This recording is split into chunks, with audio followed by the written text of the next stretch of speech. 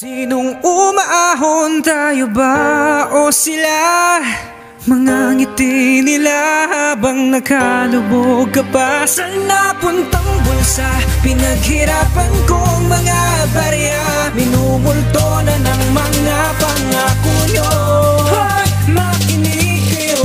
Wala sa pagkatahimik, katulad kung may pagkabayani. Kaya muli ako mag-iwan na makas sa bansa kong mahal na Pilipinas. Di kailangan yung tayo magpaapi, lagi dapat tayong agresibo, sumabay sa mainit na mga isyo, tulad ng ipinagkakatiwa ng pundo. Hindi dapat mawalang kibo, para bang mga mata patusundalo, maging magiting sa bawat panahon. Tuwing sa ina mga kreto ko sila lamang ang mayaman, na tayo tama na nila nakawan. Hindi saan ta ito matuloy na katwiran, kundi nagbibigitin ita mula sa maaral natin pag-ibig. Kaya dapat sana tayo mapati na walang kasusulit na tulad ng mahina na tubig.